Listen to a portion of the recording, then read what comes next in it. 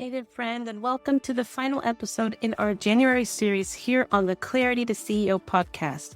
Yes, you've heard that right. This show has been rebranded from the Empower Her Business Accelerator podcast. As my work and this community have grown, the focus of the show has evolved also. Welcome to the Clarity to CEO. This is a podcast centered on practical strategy and leadership for growth-minded women entrepreneurs. You're going to have the same conversations, just with sharper focus with a CEO lens. I'm still your host, Philippa Channer. That hasn't changed. And wow, what a way to kick off the year. This has been a whirlwind of episodes already. We've spent the last few weeks getting strategic about your business vision, your goals, your offers, your content, and your schedule. And if you missed any of those, go back and listen to them, right? So first we did episode 213, setting your vision that you can build towards. Next, we did episode 214, which was creating 12-month goals from your 10-year plan. And then we ended last week with 215, aligning your offer, marketing, and schedule. All three of them were very impactful, so please check them out. But today we're not about strategy. It's all about the heart. I want to pull back the curtain and share a bit about what I'm learning and working through in this season as a business owner, a mentor, and a woman pursuing both purpose and balance. All right, now, of course, before we dive into today's personal reflection, just a quick reminder. If you're looking for structured support in building a business that aligns with your life, your goals, and strengths, you need to check out the Entrepreneur Incubator. This is a 4-month done with you experience where clarity meets execution, and you're going to get everything from strategy sessions to accountability check-ins. Use the link in the show notes to schedule your free 30-minute call and see how it could transform your business. All right, so let's settle in. The final message of the month is a personal one. All right, so what we're reflecting on is what this season is teaching me.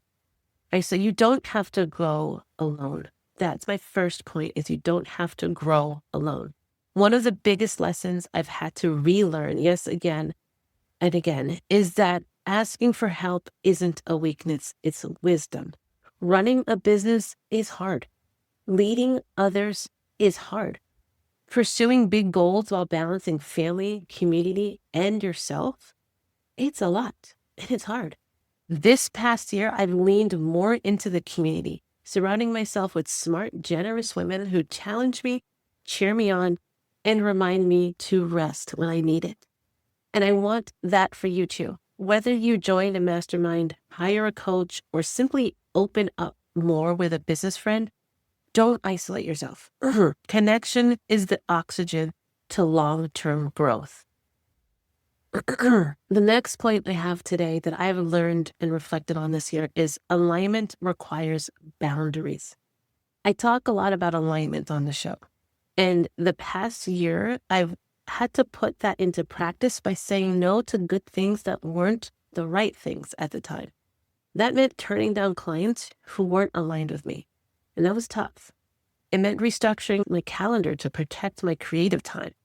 I had to cut back on some things that was cluttering up my calendar that were good things. They were with good people, but they just weren't the right things for me at the time. And in saying no to shiny opportunities that didn't serve my long-term vision, a lot of different things came into my lap in 2025 that I could have said yes to. And I realized that I really had to step back and be more strategic about it and say, both for the next year and my 10-year vision, the opportunities seemed awesome and it would have been fun, but it would not have been the right decision long-term. It would have been a short-term experience with very limited long-term benefits. And I didn't say no immediately, but I had to take some time and really reflect and be honest with myself and say, is this worth the time and effort right now? And it was hard. So was it uncomfortable? Yes. Did it create space for what really mattered the most though? Yes. As you grow, you'll be tempted to overcommit. But scaling with peace means protecting your energy and your priorities. Setting those boundaries is so important. It's going to impact not only yourself, it's going to impact your business, your family, your friends, your community, your clients. All right, the next thing I learned and reflected on this year is rest isn't a distraction from growth. It is growth. And this one is personal. So during the 2025, I was pursuing my MBA. And let me tell you, it stretched me in more ways than I could imagine. Balancing coursework, client work, content creation, my family, it was a lot, but it taught me to give myself grace. It also taught me that rest is not a reward for working hard, not something that I earned. It's a requirement if I want to stay present, focused, effective, and healthy. I've had to be more intentional with my time than ever. And I've seen firsthand how slowing down to reflect has made my work even better, not less.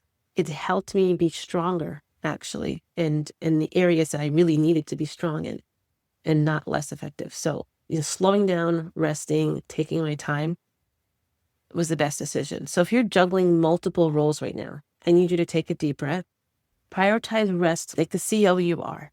Let yourself take those breaks. You are the CEO and you deserve them and you need them. Okay.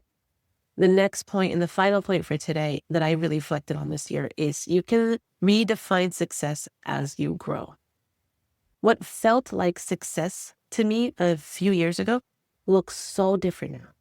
I'm less focused on constant hustle and more focused on a few more things that I think are way more impactful and needed right now in my life. That's sustainability, depth over breadth, impact over noise, and legacy over likes.